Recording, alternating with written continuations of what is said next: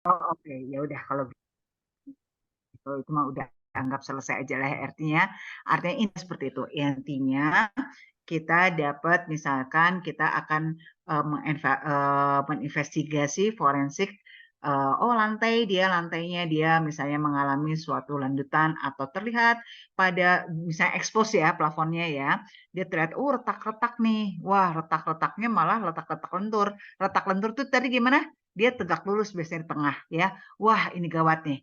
Nah kita pengen tahu sejauh apa sih dia kerusakan berdampak terhadap strukturnya ya, elemen struktur dalam hal ini dia plat dan baloknya.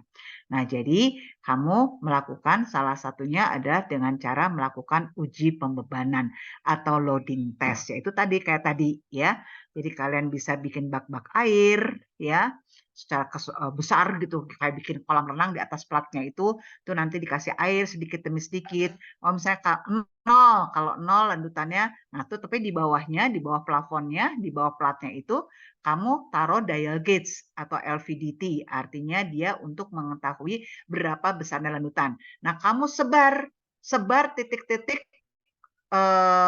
LVD-nya tadi itu transducernya itu kamu sebar di tumpuan, di tengah-tengah, pokoknya kamu tahu lah ya, di mana-mana istilahnya yang arah horizontal, sorry bukan horizontal, arah X, arah Y itu kamu jadi dibiasakan kasarnya di meja itu kamu gambar dulu lantainya ya, kayak soft drawing gitu lah ya, letakkan baloknya di mana. Udah gitu kamu titik-titik nanti untuk letik lendutan tuh di mana aja. Jadi kalau di balok kamu udah jelas ya, deket tumpuan kamu kasih, udah gitu di tengah bentang kamu kasih. Third point artinya si bentang dibagi 4 atau dibagi berapa itu ada semua balok dan platnya. Jadi kamu bikin kayak grid garis-garis tuh setiap poin-poinnya, join-joinnya itu kamu letakkan transducernya. Ya, nah udah gitu kamu letakkan transducer, itu kamu bebani kayak tadi kalau air nolnya, kalau nol berapa masing-masing pembacaan dial gauge-nya. Oh 5 senti. Kamu lihat, biarkan dulu ya 5 senti. Jangan 5 senti udah langsung dibaca. Enggak. Biarkan dulu misalnya berapa menit supaya pembebanannya udah jelas berdampak kepada strukturnya. Oh tambah misalnya increment-nya tiap 5 senti. Ya tambahin 50 mili. Udah gitu 50 mili terus. Sampai apa? Sampai kapan? Sampai batas landutan yang pada SNI istilahnya diperbolehkan. Misalnya kan kita tahu kalau simple beam dia misalnya kan dia berapa tuh landutannya berapa delta sama dengan 1/384 EI gitu saya lupa lah kamu tahu lah ya. Nah kamu hitung pakai itu ya. Nah sampai kira-kira landutannya sampai situ ya. Kalau misalnya ternyata ya eh, ternyata landutan yang terjadi kan kamu udah tahu landutan terjadi sebetulnya tadi itu berapa. Jadi awalnya banget kalau kamu nggak yakin ini landutannya sebesar apa, apa coba yang kamu lakukan?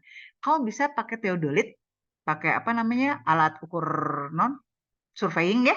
Itu kan kamu tembak dia berapa landutannya. Atau paling sederhana apa coba? Kamu pakai benang aja dari tumpuan dari dinding satu ke dinding satunya lagi. Kamu lihat dia melandut berapa. Ya kan di tengahnya kan pasti melendut gitu lah. Kamu hitung berapa. Kalau itu mah awal banget ya belum pakai alat. Seperti yang kemarin interview kita bilang, pertama kali secara visual, udah gitu pakai alat sederhana, tuh pakai alat yang canggih lah istilahnya ya. Itu prosesnya seperti itu. Oke, sampai akhirnya setiap kenaikan increment besar beban kita gambarkan akhirnya pakai persamaan beban terhadap deformasi. Lalu baru kita balik tadi bebannya berapa ya, itu mah akhirnya mektek lah ya, kembali hitung pembebanan dan selanjutnya kamu tahu lah ya, apa, kamu udah pernah mendesain ya. Kira-kira seperti itu. Ada yang mau didiskusikan atau ditanyakan? Halo?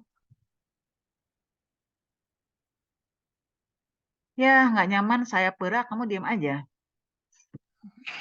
Maaf Bu, izin bertanya Bu. Iya, telepon.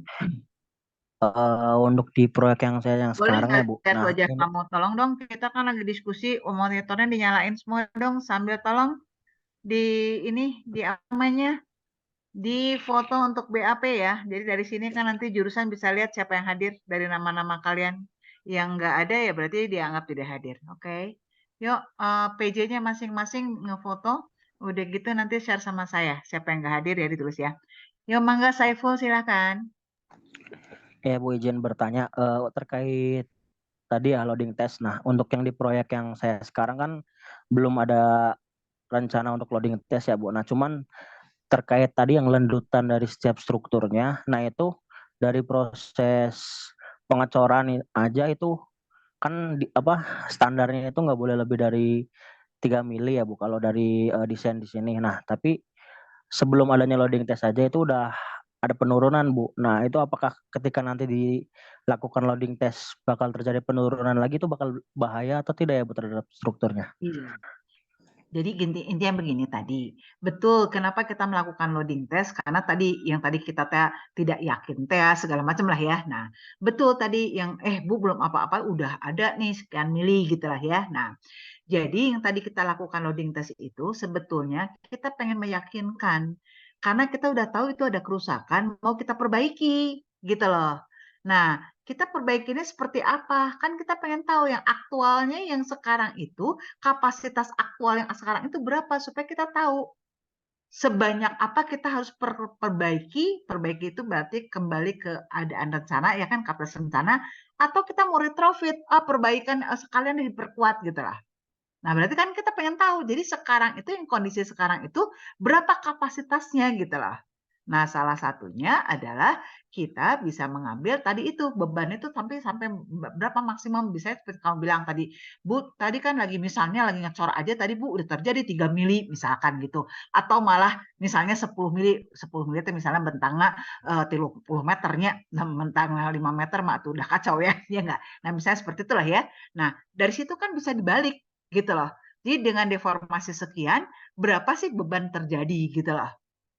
Oke, ternyata kalau beban yang terjadi yang setelah kamu hitung analisis itu ternyata dia kurang dari beban rencana kamu, nah itu selisihnya itu yang akan kamu desain untuk perbaikan dan perkuatan. Kalau pertanyaan kamu tadi, Bu, bukan nanti di beban tambah aja, kapanan tadi udah bilang, kita kan ngebebanin kan step by step, nggak langsung gitu kan itu. Ya enggak? Kan kita lihat proses yang terjadinya seperti apa dan kita tahu bahwa maksimumnya diperbolehkan berapa. Kan lagi kita ngedesain dimensi segala macam kan kita tahu bahwa landutan maksimum terjadi berapa. Kira-kira gitu Saiful. Ya oke Bu, Ya, mengerti jadi Bu. bukan bikin dia ambruk enggak, no, bukan itu. Makanya kalau kamu lihat nggak tadi lagi loading test di bawah juga kan mereka pada pakai perancah ya, scaffolding. Ya kan nggak dilepas gitu doang. Ya nggak, bisa kejadian macam-macam. Jadi mereka juga pakai scaffolding banyak, ya kan? Oke. Jadi setahu saya kebanyakan mereka kalau nggak pakai plat baja ya pakai kolam air tadi. Kalau tangki air jarang ya lihatnya soalnya rada rese kalau tangki air. Bikinnya juga ini ya. Ada lagi?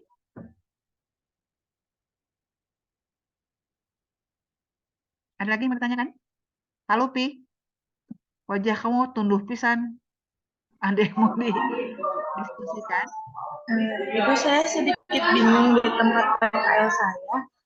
Katanya loading testnya digunain untuk tes pada board file. Apakah itu? Pakai pada board file? Iya. Setelah board file sudah jadi, katanya dilakukan tes loading test. Betul. Nanti ya lupa saya. Saya lupa, maaf lahir batin ya. Kalau tahun lalu saya masukin orang geoteknik, namanya tes PDA. Lupa, maaf. Sekarang malah saya masukin orang struktur semua. Sorry ya.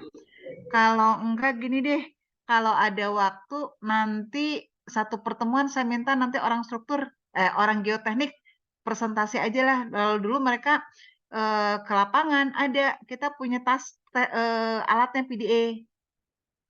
Tapi kalau nggak salah tahun lalu pun kalian akhirnya nonton doang, nggak melakukan karena satu dan hal lah pokoknya mah bukan sesuatu yang mudah gitu melakukan itu. Ada di luar gedung deket lap tanah itu ada alat PDA. Ingetin saya ya, kalau enggak ya kita pot satu kali waktu untuk tes pengujian itu ya.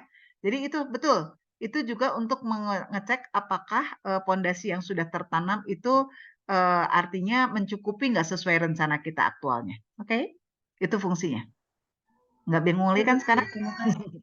Ya, nanti jadi itu makanya kalau sekarang kan kita istilahnya kita membicarakan upper structure nih. Kalau itu kan kamu ke substructure ya ke pondasi. Oke? Tapi nggak masalah karena pondasi bagian dari gedung ya.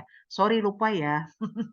Ya nanti mudah-mudahan saya ingatkan ke orang geoteknik suruh ngisi itu ya. Ada lagi?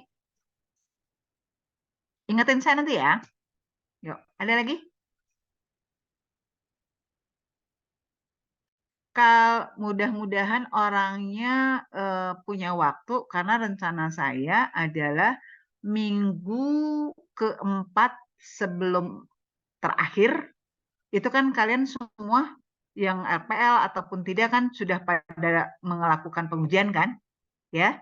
Nah itu mungkin hari pertama itu saya tuh Pak Andri baja, saya cuma karbonasi dan mudah-mudahan PDE tadi PDE tas ya mudah-mudahan cukup seharian. Oke, ntar saya upayakan kita bagi waktunya ya. Oke, ada lagi yang mau didiskusi atau ditambahkan, ditanyakan? Yuk, mangga.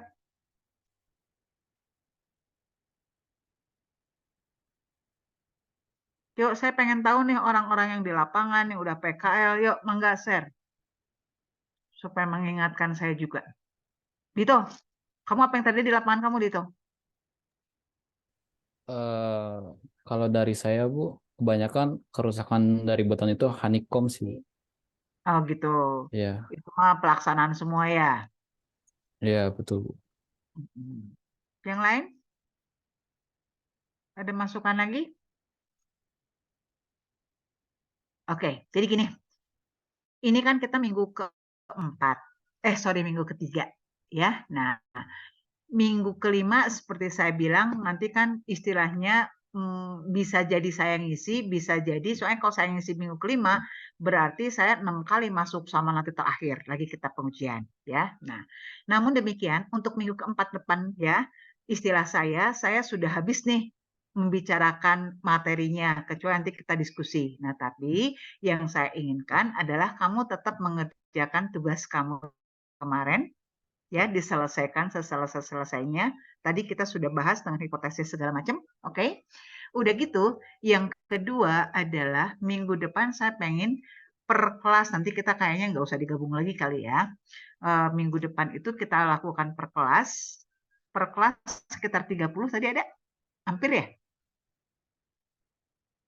Segitu kali ya? Nah, saya pengen kalian dibagi satu kelasnya 4 kelompok aja. Jadi berapa orang? 7 orang sampai 8 orang banyak banget ya.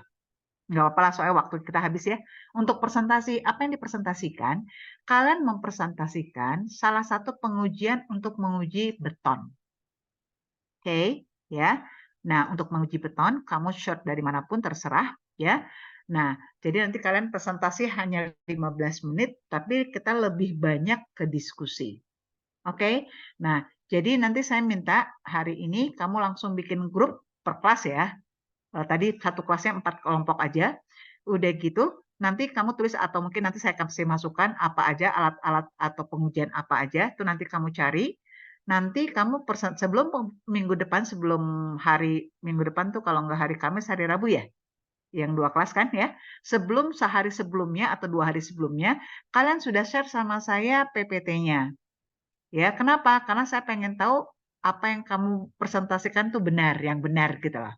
Nah, gimana cara bikin PPT-nya? Kamu silahkan searching dari paper atau dari jurnal atau dari apa namanya tadi YouTube gitulah ya. Nah, tapi jadi kalau misalnya kamu dari YouTube misalnya ya, itu kan misalnya kan film gitu lah ya. Kamu tinggal foto, udah gitu di PPT itu kamu jelaskan itu ngapain gitu lah. Itu caranya gimana, untuk apa gitu lah. Udah gitu, nah saya juga pengen kalian pengujian, kamu juga jelaskan kamu rujuk kalau misalnya di SNI kita ada, kamu rujuk SNI sekian mengatakan pengujian ini dan ngolah datanya gimana gitu loh. Oh, nggak ada SNI. Oh, di mana adanya ASTM? Misalnya dari YouTube kamu ASTM ya, kamu download ASTM itu tentang topik yang punya kamu. Kira-kira ngerti nggak? Kan banyak nih 7-8 orang, jadi mungkin yang satu nyari ASTM, yang satu nyari SNI, ya kan? Kamu duduk bersama ya Zoom kayak begini ya kan? Kamu kerjakan ya. Jadi minta at least ya 2 hari sebelumnya lah kamu udah share sama saya supaya saya periksa PPT-nya. Bener nggak? Ya. Nanti presentasinya ya istilahnya kalau misalnya kamu ada berapa satu orang dua slide lahnya dijelaskan gitu loh. Oke? Dan saya pengen kamu ngerti banget. Akan lebih bagus lagi adalah kamu punya objeknya. Misalnya contoh aja. Nih contoh proyeknya. Maksudnya kamu nguji apa? Oh, saya nguji korosi misalkan gitu. Nah, ini pertama kali dilakukan ini ada gambarnya atau fotonya. Kamu saya lihat dari YouTube kayak kamu foto. Nih lagi begini di garis-garis ini, garisnya seperti ini gitu. Oh, ini ngolah datanya berdasarkan SNI pakai rumus ini, kerjakan. Ya apa namanya istilahnya datanya bohong aja itu nanaon, tapi bohongnya tetap make sense ya. Masa lendutan masukin lendutan 2 meter atau ambruknya. Jadi tetap logik ya. Oke, gitu. Tapi tetap logik. Bisa kira-kira ya? Gitu. Jadi nanti jadi ke pengujian. Jadi karena mata kuliah ini kan pengujian. Cuma artinya dan saya harapkan pengujian yang kamu lakukan yang nanti akan kamu presentasikan yang alat yang kita di Polban nggak punya. Jadi yang punya nanti saya kasih tahu kayak half cell elektromagnetri, jangan pakai hammer testnya, oke? Jangan pakai itu mah semua orang juga udah tahu, oke ya? Kebanyakan yang sensor lah ya, seperti itu, oke? Ya, ntar nih ada beberapa nanti saya ingatkan, saya lupa kan kemarin juga lupa ya? Ingatkan saya mau saya list nanti saya share ke grup ya apa-apanya. Tapi yang jelas kamu ini aja dulu, oke? Ada yang mau ditanyakan? Jadi intinya artinya sebelum nanti akhir minggu ke-6 lah, semua tugasnya udah masuk ya, yang tugas per orang maupun tugas yang itu, oke? Diem teh berarti ngerti atau bingung ya teh? Ambu. Oke, anyway kalau kamu nggak ngerti konfirmasi nanti cek ke WA grup ya. Fotonya tadi udah, yang bikin BAP udah. Sudah, Bu. Tolong langsung di-share ke saya.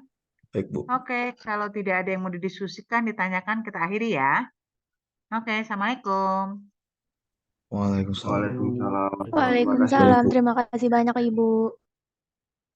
Waalaikumsalam warahmatullahi wabarakatuh. Terima kasih banyak Bu.